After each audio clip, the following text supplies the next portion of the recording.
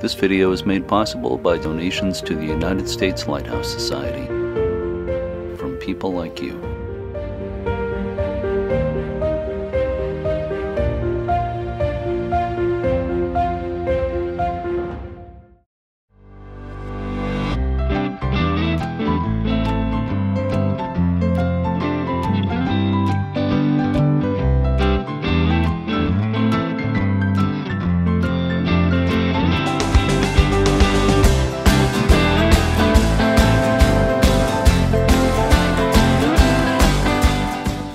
You are listening to Lighthearted, the official podcast of the United States Lighthouse Society.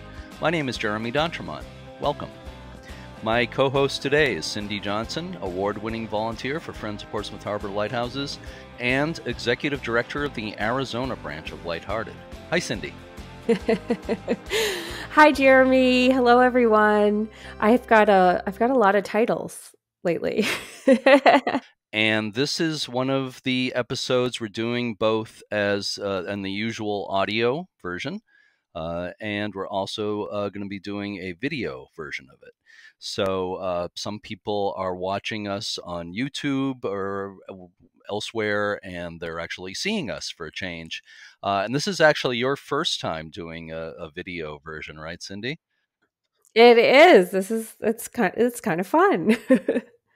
I love your set there. It's really quite beautiful, and I understand it's kind of subtle, but I understand there is somewhat of a lighthouse decoration on your set. Although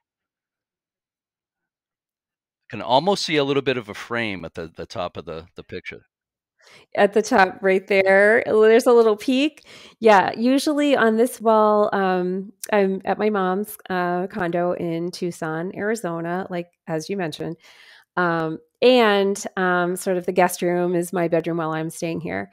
And there's usually a larger piece of artwork on this wall because it's pretty big. But I decided last night, while we're recording Lighthearted here with video this time, that there needed to be something at least nautical behind me. And then I remembered this cute little lighthouse painting that she's got in the guest bathroom, my bathroom, while I'm here. So I just had to. Let's see here. There we go. Yeah, isn't it cute? It's not really necessarily accurate lighthouse. It's just sort of a made up lighthouse, and but really cute colors. And well, I thought it was very fitting for our recording today. Very, very nice. Yeah, thank you for going all out there, and it kind of looks like it. Yeah, thank you, Debbie, too. Kind of looks like a gingerbread lighthouse to me, the color of it. Yes. Well, someone who knows how to make a good gingerbread house, not me. So in a few minutes, we're going to hear an interview about a new book on haunted lighthouses and other haunted places on the New Jersey shore. So I'm wondering, I think I kind of know the answer to this, but what's your opinion on this subject, Cindy? Do you think it's possible for a lighthouse to be haunted? Well, even though I haven't personally experienced anything haunted in a lighthouse or otherwise, I mean, as far as I know, I've heard enough stories to believe in it. Like Mulder from the X-Files, I want to believe, you know. So with all of the people, the keepers and their families, Coast Guard personnel, who spent so much time at light stations, living there, working there, it really does make sense to me that we can almost, still feel their presence there. So if you call that haunted, then yes, I do believe that. Yeah, well, what you're saying echoes a lot of what I think about it too. And I like to say, you've probably heard me say it when, like at Portsmouth Harbor Lighthouse, when we have some stories there, things people have experienced. And visitors sometimes will ask, is this lighthouse haunted, really? And my usual answer to them is that whether you believe in ghosts or not, or whatever you want to call it, the spirits of the keepers of the past are with us one way or another, either literally or figuratively. They are very much there. Which isn't creepy sounding to me, or I don't to most people. Just that the idea is You're right. It's a nice idea and it doesn't have to be creepy, but it can be. It can be. It can be. Pat Heyer, our guest today, has some really interesting stories that I think people are going to enjoy. So, to change the subject for a moment here, has anything interesting happened on the state lighthouse history? Yes, as a matter of fact, on the night of October 23rd, 1878, a hurricane skirted the New Jersey shore. Winds reached a peak of 84 miles per hour by the next morning. At Hereford Inlet Lighthouse, keeper Freeling Hewitt escaped with his family as the storm surge actually lifted the lighthouse off its foundation. Yeah, that storm did a lot of damage from Cuba to New England. It's believed to be the worst storm in recorded history in the Baltimore, Washington, D.C. area. And in Pennsylvania, at least 700 buildings were destroyed and nearly 50 churches lost their steeples. So, Cindy, please help me tell everyone about our guest today, Patricia Heyer. Sure, Jeremy. Patricia Heyer is a history buff with an interest in coastal folklore as well as research in marine science. She has written extensively for both children and adults during her career. She co authored Shark Attacks of the New Jersey Shore, a History, with her husband in 2020. In 2021, Shark Attacks of New York, a History, was released, as was Ghosts Along the Navesink and Shrewsbury Rivers. Pat is an avid reader, beachcomber, and animal rescue supporter.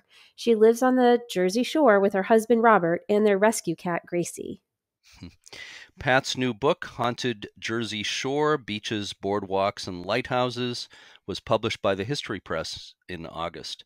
In the book, she uncovers the eerie mystery that shroud many of the New Jersey Shore's iconic landmarks, including the lighthouses at Navesink, Cape May, Barnegat, Sandy Hook, and others. I had the pleasure of speaking with Pat Heyer a couple of weeks ago, so let's listen to that conversation now.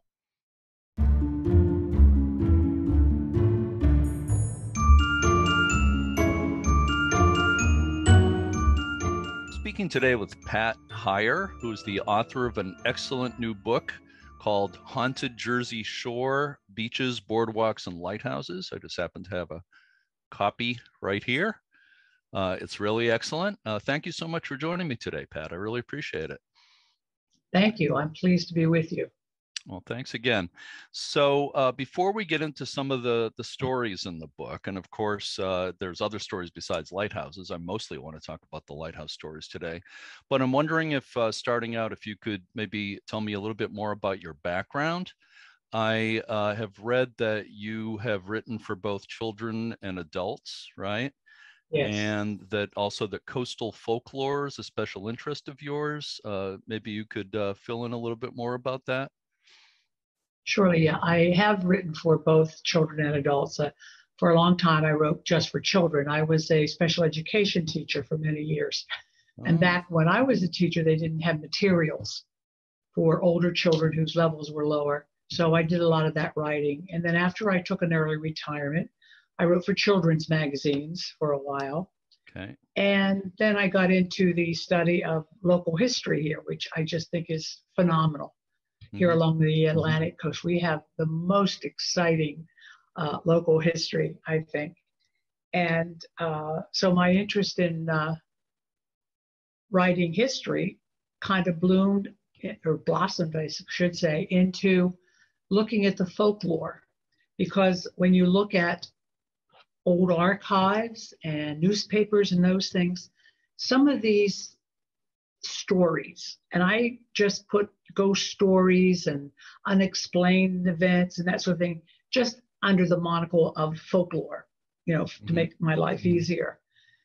But you found them in newspapers because newspapers had a different function back then. They were more localized. And so if Aunt Mary went to visit somebody in Florida, everybody knew. And so when they had unusual experiences, then that was also in the paper. And more, I found many of these inexplicable things interacting or colliding, sorry about that, with the history. Many of them were coming from those historical events. So that's how I kind of started moving that direction and tying it into the history, which initially to me was the important part, was the history. But I wanted to give more flavor and more color to what was really happening at the time. Yeah. Yeah. Well, that all makes perfect sense. And maybe you've already, you definitely partly answered at least my next question, but what specifically led you to write a book on the haunted Jersey Shore? Well, I had written two little books from here. I live in Monmouth County, New Jersey, which is I don't know where you're from, but I'm up north on the East Coast, just right underneath New York City. Yeah. And I had been exploring our truly local kinds of things. And then I got picked up by History Press and wanted to expand to a little wider audience, of course. So I looked at the shore and started, doing the research on things that had happened all along the coast. And as I just mentioned, as I found the old newspapers in these little towns and that sort of thing, you found the stories. Mm-hmm. It's fascinating. Oh, it sure is. You mentioned your interest in the general history as well, and I really appreciate the fact that your book includes plenty of history to kind of give context for the ghost stories, to kind of back up the ghost stories. I was remembering that years ago, quite a few years ago, I was interviewing a woman by the name of Anna Merle Snow. She was the wife of the popular maritime historian Edward Rowe Snow. I don't know if that name means anything to you. He was very popular in New England, where I grew up, in the Boston area. And Mrs. Snow told me that her husband liked to tell people about ghost stories and sea serpents and all these sort of, stories that maybe fall into the category of paranormal, kind of as a hook to get them interested in the history. That's right. She said something like, I can hear her saying it in my mind. She said they were having fun, but before they knew it, they were learning history. So I'm just wondering if you have any comment on that. Absolutely. I mean, you really hit the nail on the head there, because in fact, I have to be very careful when I do speaking engagements, because I get so into the history that I can spend too much time on history and not enough time on the folklore and the stories. And again, my love is the history, and I think it's the perfect way to do it. And we are History Press. We do history here. Yes. Yeah. Yeah, I've written books for the History Press too, so I know. Obviously, from the name, you can assume the emphasis is on history. So I think you've struck a good balance there with a good amount of history and the other stories as well, and they work hand in hand, as you say. So how did you go about your research for this book? Wow. Well, as I said, you have to look. I took a look at the geography of the state and started reading general books on Jersey Shore history. And then I had to just work my way down into archives of the seacoast counties and look in all those little newspapers, some of which aren't even there anymore, but thank goodness now many of them are online. And you go cross-eyed, but you study these newspapers and you find these accounts. Plus, many of our towns embrace the folklore.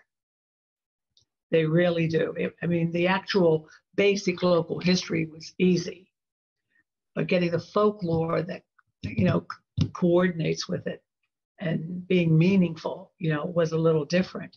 But I love finding old newspapers, and in the old days, you used to have that microfiche stuff. Remember, that was really that was a treat.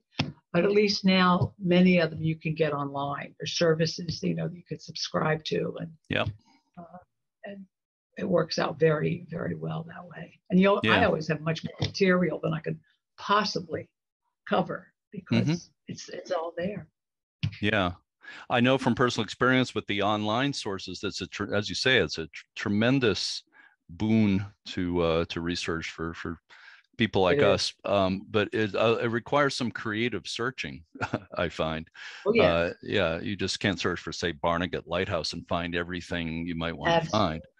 I would be remiss also. I mentioned it. My husband, he's a marine biologist. He just retired, but he's a very good researcher.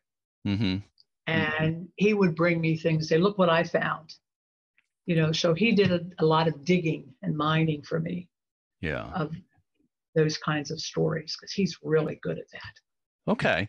I was going to ask you a little bit later, but since you brought up your husband, let me ask you now. I understand you and he have co-written a couple of books on shark attacks. Maybe you've co-written other books as well, but I saw the ones on the shark attacks. How did those come about? How do you end up writing those? He researched the New Jersey shark attack file, which was to collect the encounters, not necessarily attacks, but encounters that humans had with sharks. And we put them in chronological order. And at the time I was trying to think, what am I going to, write next? And what was I looking at? And so we came up with this idea, like, let's research it. So I took his research, which was real raw data kind of thing of who, what, when, where, why, and then took a look again at the history, what was going on at the time, who were the people, giving those people faces, and also the towns, looking at what occurs when there's a shark encounter to the economy. The sea town, a little seashore town will empty, the hotel's empty, if somebody saw a shark. So there was lots for me to find as far as from the historical aspect of it. But we combined that, and we had offered it. That was the first thing we offered to History Press. And we've been with them since. And I guess I should say, the document he had included, he worked from the standpoint of what's called the New York Bight, that body of water between New York and the Jersey shore there, which is really just one, little mini ocean. But it was too big.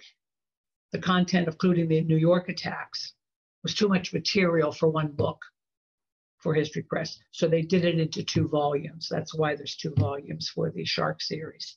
Okay. You say New York Bight. I think that's BIGHT. Is that right? Yes. Yeah, as opposed to BITE. Yeah, that's what I use anyway. Yeah, people, in case people listening might think it's BITE and somehow related to the shark attacks, but no, it's absolutely, because I wanted to use that in the title, and the editor said, no, people don't know that word well enough. We need to. Yeah. Speaking of this, I just watched Jaws the other night for probably about the 50th time, so the subject's been on my mind a little bit. There's a part where, of course, Roy Scheider is the chief in Jaws, is flipping through a book on shark attacks. And when I was watching that, I was thinking, I haven't seen your books on shark attacks. I was wondering if they're a little bit like that. Probably not. As far as no, we look at it more from a conservation point, because they're very important predators in the ocean. Yes, they help keep that balance, and when we do presentations, we are very heavy into that approach to it. And again, as encounters.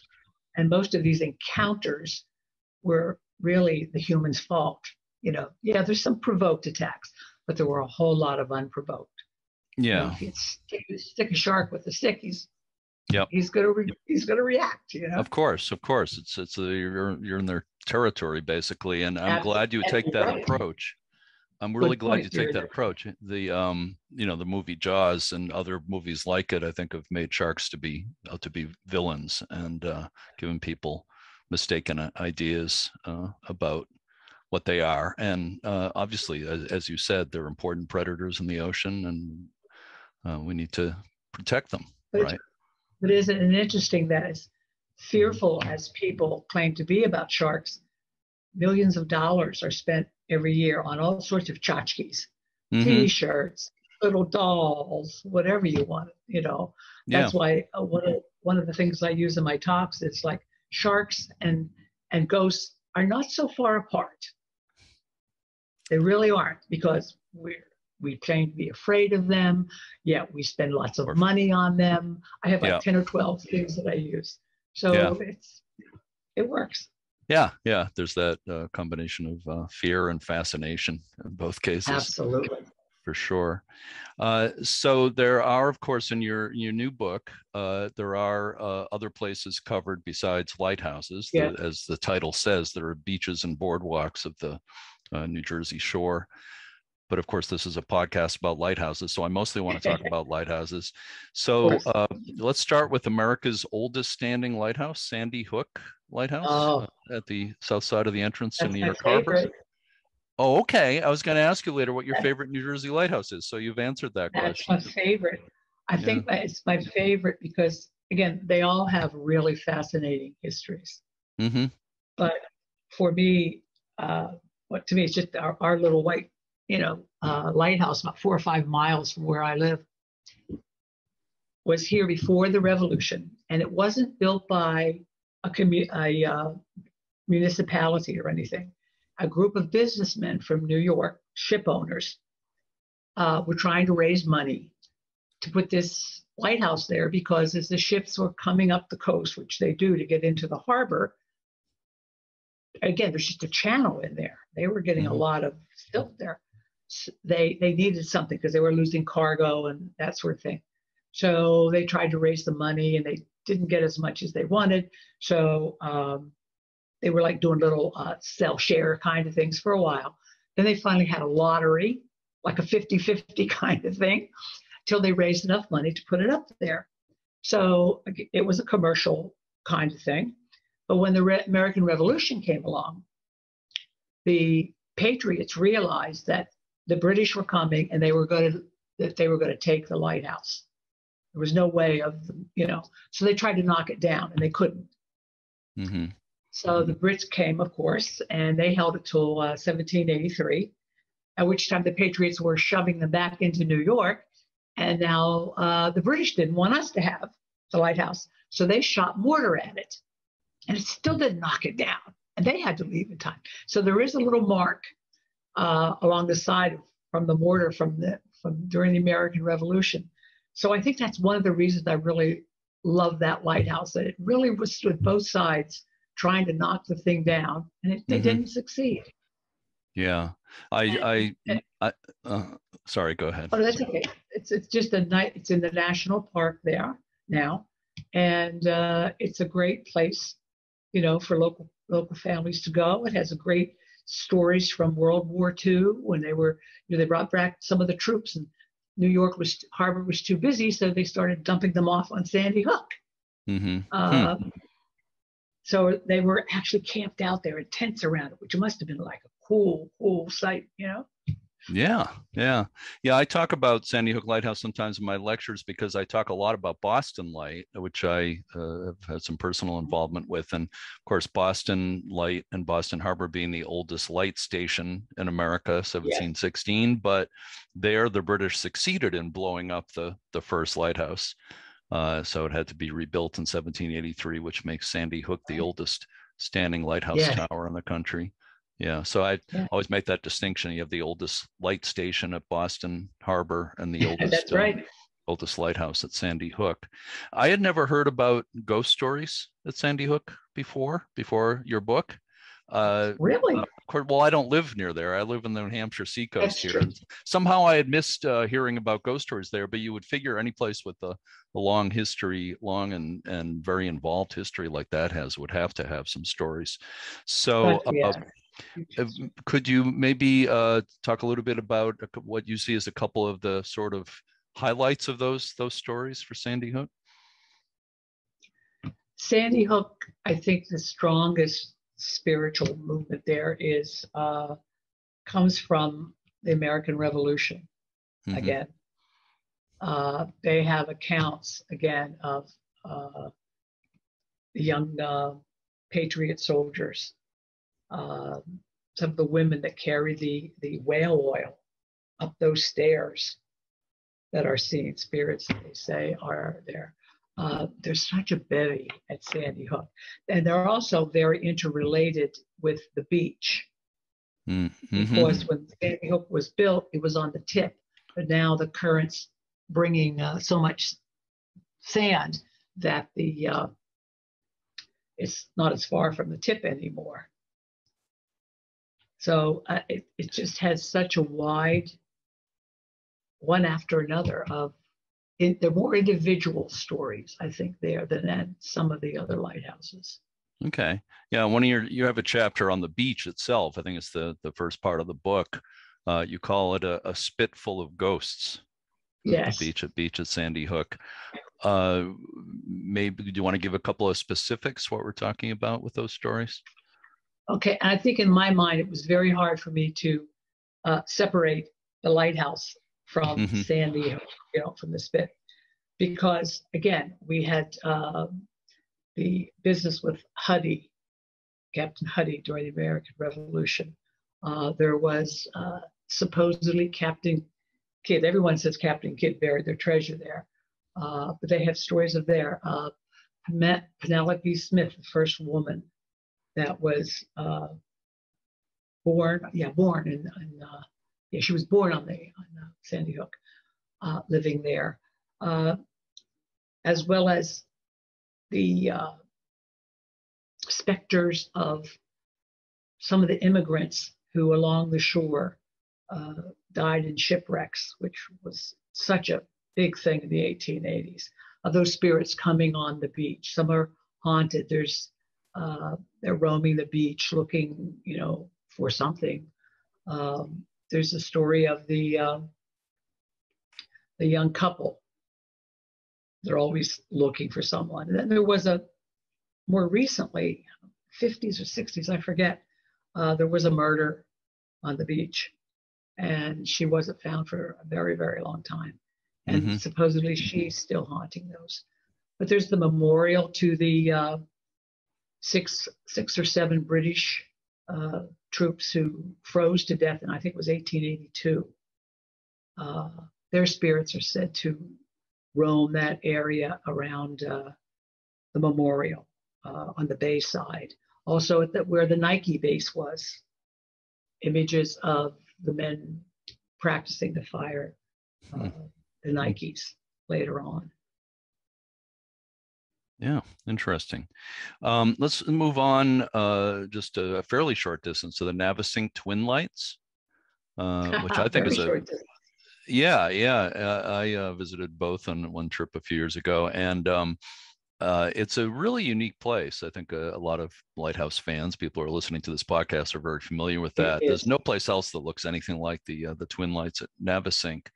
And I remember the day I was there a few years ago, there were turkey vultures circling above the lights. That kind of added to the feel of the place. It kind of, I would say, sort of spooky feel. But the buildings themselves are kind of Gothic looking, or it just looks like a place that should have some ghost stories attached to it. I just wondering if you have any comments on the kind of the look and the ambience of the Twin Lights. That's a really interesting lighthouse. That's not the first one that was there. They had a wooden structure, which there were a lot of those for a long time. But I think it was 1861. They said it's not going to survive the winter. It was so bad. So they started the big castle-looking one that we see today. And as you said, for people that are not from the area, it's a wonderful place to go because you can look out over Sandy Hook, look into New York Harbor, and you can take a picnic, and they have a museum, which is lovely. Yes. What's interesting about this particular lighthouse is they make less of an effort to discuss their ghostly inhabitants.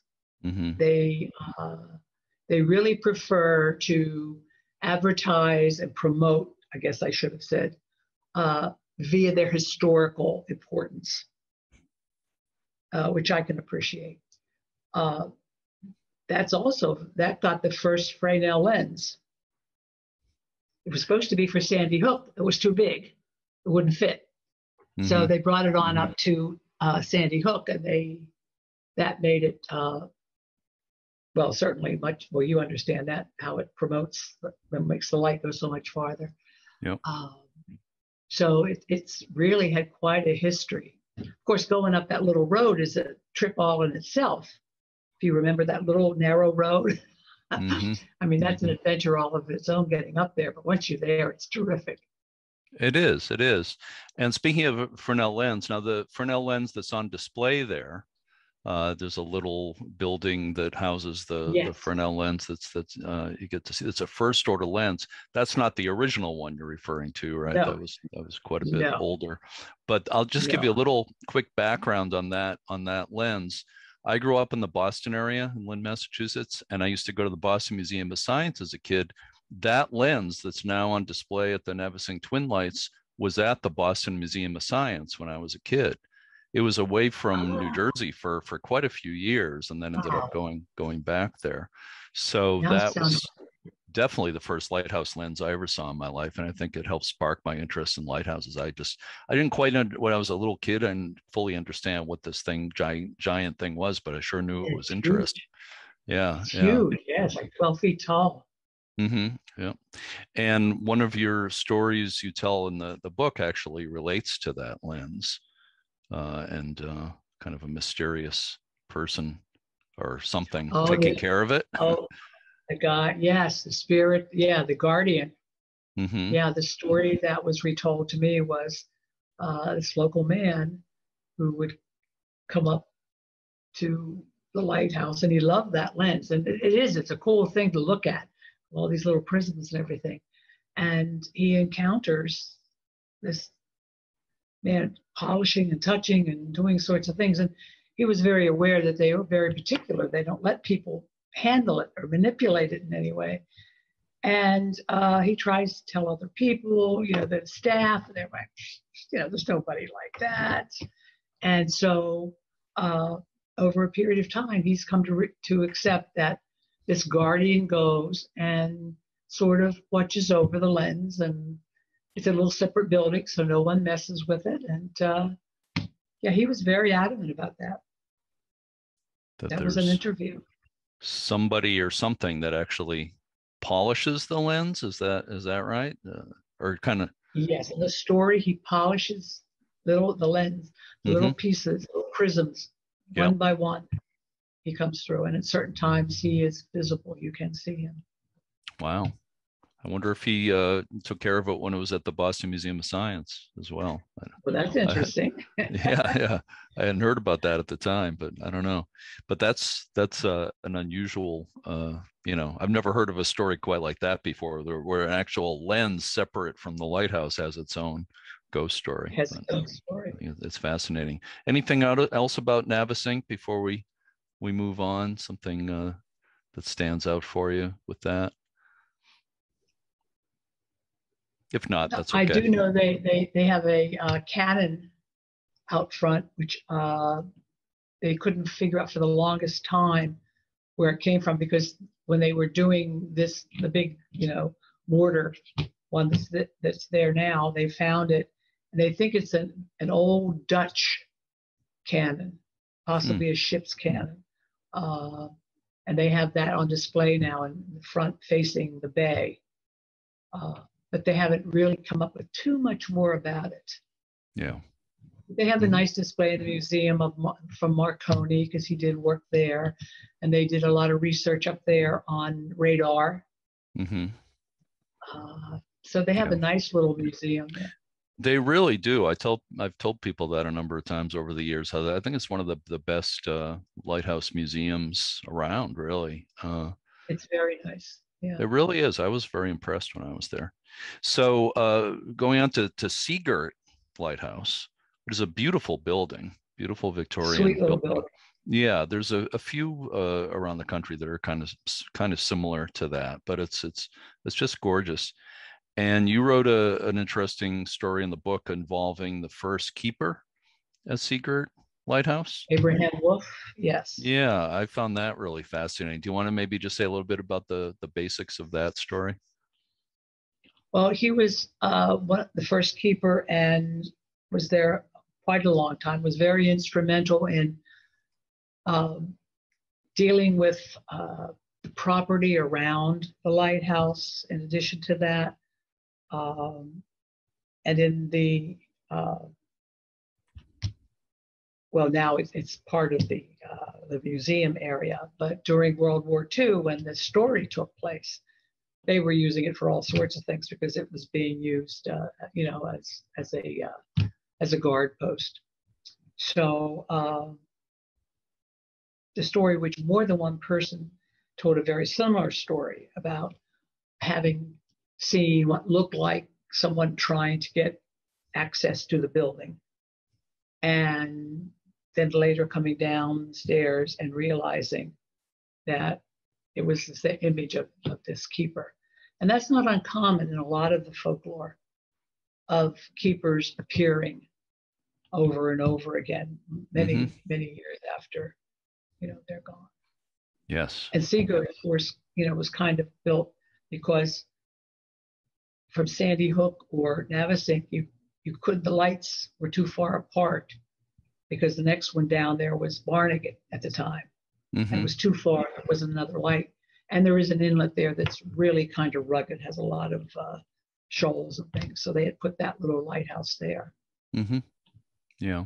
Speaking of possible spirits of keepers, like you just did, there's a lot of examples of that. And, I've researched these stories and done some lectures on them. And that is probably, as you well know, probably the most common form of lighthouse, whether you want to call them ghost stories or however you want to refer to them. But like, for instance, right near me here, Portsmouth Harbor Lighthouse, 15 minutes from my home here, there was a keeper there named Joshua Card for 35 years until he was 86 years old in 1909. Nothing particularly dramatic about his death or anything. He didn't actually die there, but still there have been sightings, and I'm one of the many people who's heard a voice in the lighthouse that I can't explain. So a lot of people think he's still keeping watch there because some of the sightings have matched, what he looked like. So I have feelings about that, about why keepers might still be hanging out at these places. But I'm wondering if you have any thoughts about that. Why would a lighthouse keeper not leave a lighthouse even after his death? Wow. Well, a lighthouse keeper had to be a very special individual because they were on duty 24/7. Many times they were isolated from any kind of municipality. They weren't overpaid ever, so they were just making ends meet. They were carrying whale oil or kerosene, and they were keeping this thing lit, 24/7, and they were cleaning and they were taking care of things. And I think that it's the kind of job that you go into also because you care very much about what that lighthouse, what its function is. I mean, they care very much about the maritime traffic. They really felt in their heart that if there was a shipwreck right there, they would have been responsible because they were there to protect, the cargo and the people's going by. So I think they had a real attachment to the sea, to the lighthouse, and as you well know, people love lighthouses. They get very attached to them, So that doesn't surprise me that the keeper wouldn't stay, would be there forever. Right. And it's like I just mentioned Barnegat, which is my favorite story from 1928. 1924. 1928, his name was Andrew Applegate, was in Barnegat for a long time. We died, but again, that's not the ghost you see there. He got caught in a fishing net and he drowned. However, 4 years before, he was up in the tower cleaning and he heard his wife screaming bloody murder, comes running down, grabs his shotgun, and there was an intruder. And as they say, trying to have his way with Mrs. Applegate. So he chased him. And here's where the story gets strange. Supposedly, and I found this in a newspaper, he shot the guy 4 times with a shotgun in the back. Now, to me, either he was a really bad shot, or something. So I'm not sure how accurate that part is, but the man did survive. Keeper Applegate was brought up on charges for attempting using a firearm. Yeah. And the trial, which lasted 2 days later, he was acquitted and sent back to the lighthouse to go to work. And he worked for 4 more years before he drowned in a fishing net. But the apparition, which is seen quite frequently, is what's called a residual. It just keeps appearing and it doesn't seem to interact with anybody else, is running across the front of the lighthouse is the ghostly figure of Applegate chasing this other man who's running until the other man gets to where the dunes and the tree line is and disappears, and it will repeat again 2 or 3 times before it totally vanishes, which I think is just absolutely fascinating. Oh, yeah, it really is.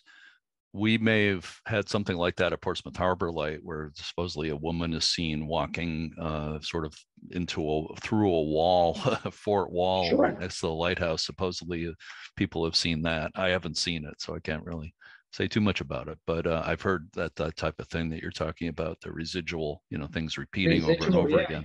Yeah. Another thing you wrote about regarding Barnegat Light in the book is the possible spirit of a very famous person in lighthouse history. Do you know what I'm talking about? General Meade, you're talking yes. about? Yeah. Oh, absolutely. And that's another thing, which again, I love the history of this. He was a naval architect, I believe, or marine architect. And when the Civil War came, they made him go to the battlefield, which he really didn't have a stomach for. He didn't want to fight wars. He loved designing the lighthouses, and he was so happy when he got the first order to work on Barnegat, because this was his true joy, and he did a lot of the work down along the Jersey shore on some of the others, because he took it seriously and he loved the lighthouses. So in that sense, to me, that would make sense. He might come back and look at his work again and see how it's withstanding time. Yeah. That's fascinating. I always, when I think of George Meade, I always think of there's a portrait of a photograph of him. You probably know the photograph I'm talking about, where he's sitting apparently in a studio. It's a really beautiful studio photograph of him. To me, he looks exactly like Wayne Wheeler. Our listeners, a lot of them would know who he is. Wayne Wheeler was the founder of the U.S. Lighthouse Society in 1984. Oh, okay. He's retired now, living in North Carolina. But I swear he's the reincarnation of George Meade based on that picture. He may well be. I don't know if Wayne's listening, but he's probably heard that before. But anything else about Barnegat Light that stands out? You've talked about you have it under the heading of the revenge, ghost revenge there. You talked about that story. Yes, because that was the chief story I was serving. It has, again, a wide variety of sounds. I think that's the one where the hand is seen coming down the railing of the spiral staircase. A lot of what I would call classic ghostly kind of messages, the sounds, the echoes, laughter, that kind of thing. Yeah, that seems to, this footsteps on the stairs seems to be a pretty common one. Is that something you've run into? Yeah, I think that in all of them. Yeah, they all talk about that. Yeah. Because I think there is something about the metal stairs that kind of echoes when you go up and down them. Yeah, we've had people say they've heard that at Portsmouth Harbor Light when definitely nobody is there.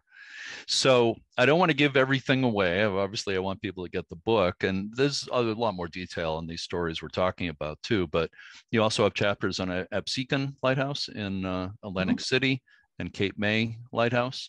Without going into tremendous detail, anything you want to touch on related to those 2 lighthouses? Well, those 2 claim to be, they kind of vie for the honor of being the most haunted lighthouses in New Jersey. Okay. And both communities absolutely embrace this. Ghosts are big business. Yes. In both Absecon and especially Cape May. I mean, that is big business. They do tours. They do little lectures, particularly this time of year and coming into October.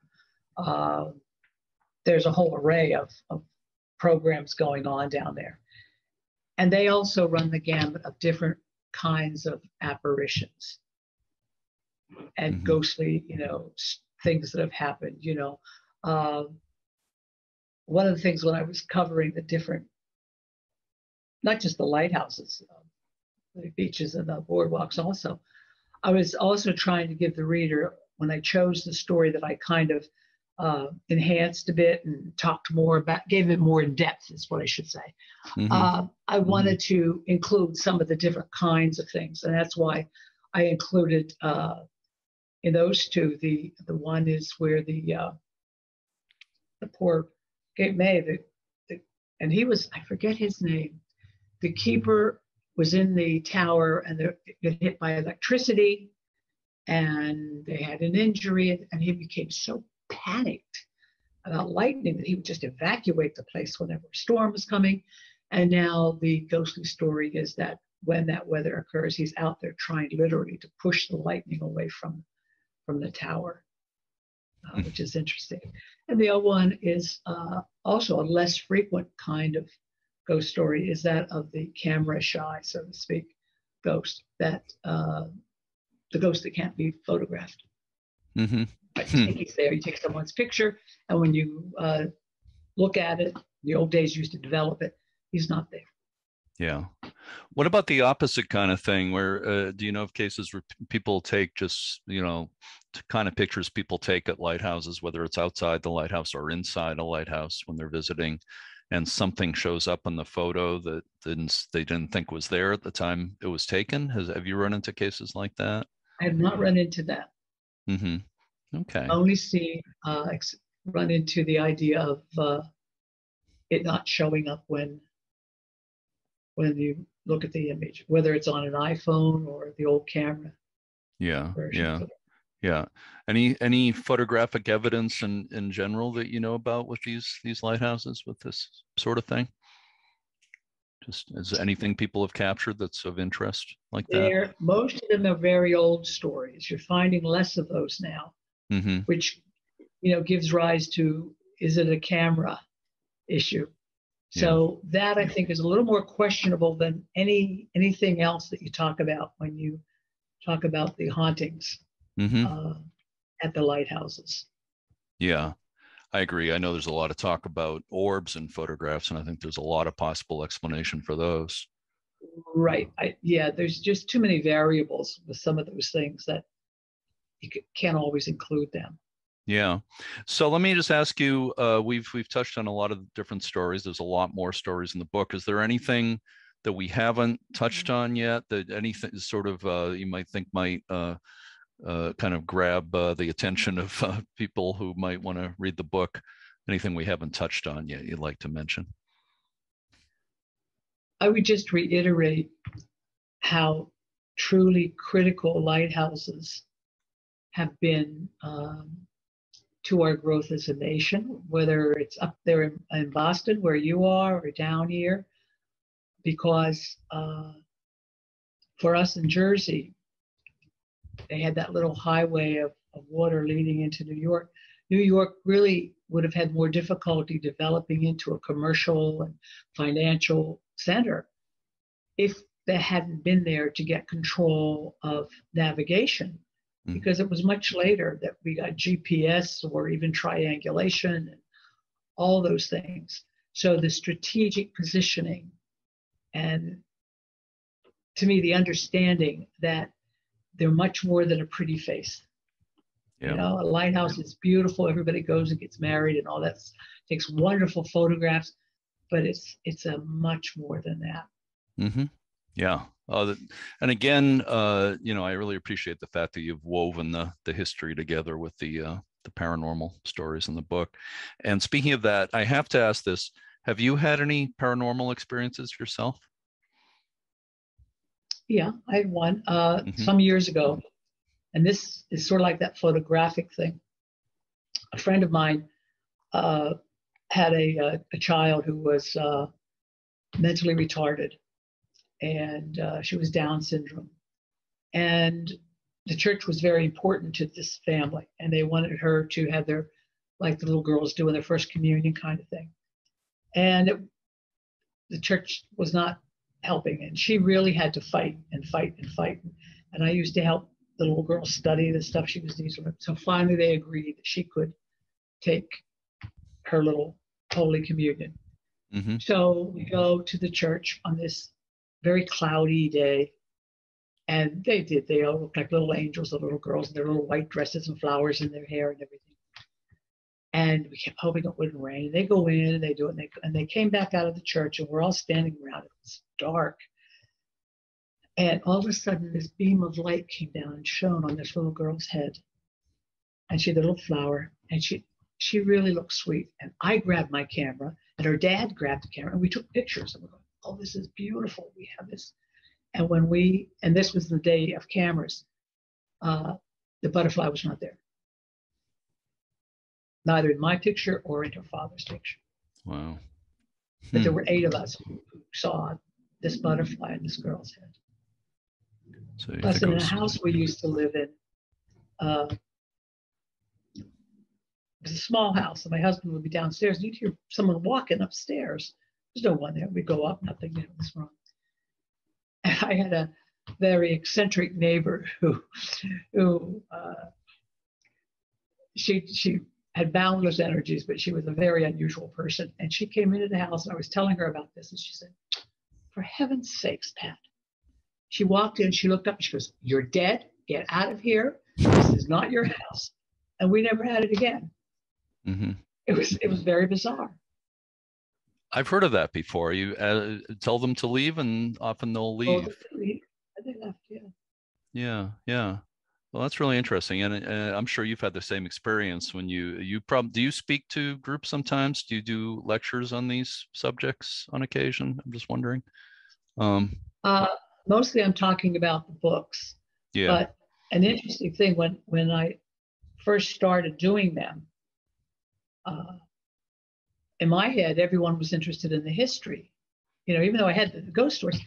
And I found very quickly that about half the audience liked the history and a growing half liked the ghosts. Yeah. And then I started getting emails of ghost stories, and they would start, if they couldn't tell them to me, then they would email them to me. Yeah. And that's when I realized that there was a bigger market and a bigger interest, that people really wanted to read about these things. Yeah. So I have to be careful when I go to an audience to know which audience I'm talking to. Mm-hmm. Yeah. Often there's a mix, as I'm sure you've experienced. But I've done talks about these things, and often people will come up at the end and tell them, they might not want to say it out loud in front of the whole audience, but they'll come up and tell me a story, something they've experienced. That's right. So many people have stories along these lines. Once a little girl came up to me and said that she was scared because she thought her house was haunted, and I tried to talk to her and tell her I just find it interesting and not so scary, but it was a little awkward. but really interesting. Again, people seem to have a need to talk about these things if they've experienced them. So let me ask you, are you working on anything else or do you have any plans to work on anything else that involves lighthouses in any way? Perhaps. Well, I am doing an adaptation to this book for children, for the children's division. Speaking of that, so I'm working on that right now. And then I'm looking into looking at some of the more haunted places along the shore. Not isolating it necessarily to, just the beaches or boardwalks, but everything's from houses to hotels to wherever I'm finding the stories, and really in the preliminary stages of that. So I'm not real sure what direction that's going to go yet. Yeah, yeah. Well, it sounds like you definitely have an interest in lighthouses, which is great to hear. I imagine that predates your work on this book, I'm sure. Yes, certainly does. Yeah, absolutely. Yeah, well, that's obvious. Let me ask you one final question for bonus points, okay? The question is, what was your favorite thing about working on your book, Haunted Jersey Shore, Beaches, Boardwalks, and Lighthouses? Or favorite thing or things, aspects of working on it? I think I really love when history and the folklore really collide. When I've explored the history of a spot and I come across something that is right out of a specific event or a specific person, when I found it in a newspaper, when I'm sure, because, with an interview, people could tell you anything. They could send just all sorts of stories. But, you hold the newspaper in your hand where they talked about these things, and also I like giving faces and color to a situation so that people will visualize as they read about history and make it come alive to them. Mm-hmm. Yeah. Well, I was thinking, as you're saying that, I'm thinking how a lot of this is like detective work. When you get a story and you link it to the actual history, it's really like hunting down the connections and the path that story has taken over the years. So Pat Heyer, I want to thank you so much. This is fascinating, and I really recommend your book. I think I'm holding it up on the right place. Thank you so much. You're very welcome. Haunted Jersey Shore, Beaches, Boardwalks, and Lighthouses, published very recently by the History Press, right? It came out in the spring? August. Came out in August. Yeah, it just came out just several weeks before we're speaking here. So I thank you so much for spending this time with me. It's fascinating. I hope maybe we can do it again sometime. Thank you, Pat. Thank you so much. It was my pleasure. Stay well. The book, Haunted Jersey Shore, Beaches, Boardwalks, and Lighthouses, is available from Amazon and other online booksellers. The next 2 episodes of Lighthearted will feature a 2-part interview with 4 people at Doubling Point Lighthouse in Maine, including Karen McLean, who was the last female Coast Guard lighthouse keeper in the country. It was a fun and interesting conversation, and I should also mention my good friend Bob Trapani, Jr., Executive Director of the American Lighthouse Foundation, will be co-hosting those 2 episodes. The Swiss psychiatrist and psychoanalyst Carl Jung once said, quote, "I shall not commit the fashionable stupidity of regarding everything I cannot explain as a fraud," unquote. So happy Halloween to everybody out there. And as always, to all our regular listeners and our new ones, thank you so much for listening, and keep a good light.